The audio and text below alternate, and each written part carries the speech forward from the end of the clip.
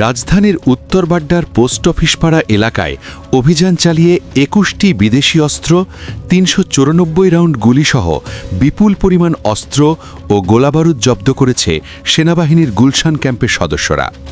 এ ঘটনায় ৪ জনকে আটক করা হয়েছে।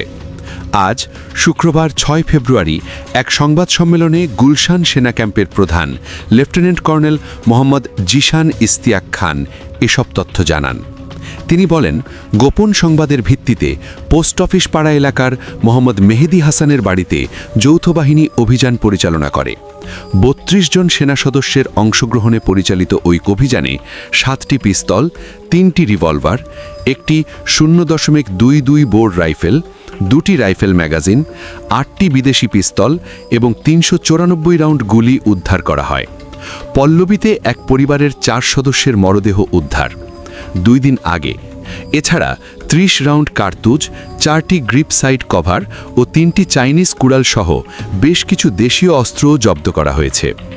অস্ত্র ও গোলাবারুদ অবৈধভাবে সংরক্ষণের অভিযোগে ৪ জনকে আটক করা হয়েছে বলে জানান তিনি। উদ্ধারকৃত অস্ত্র ও আটক ব্যক্তিদের বিরুদ্ধে আইনানুগ ব্যবস্থা প্রক্রিয়াধীন রয়েছে বলেও সংবাদ সম্মেলনে জানানো হয়।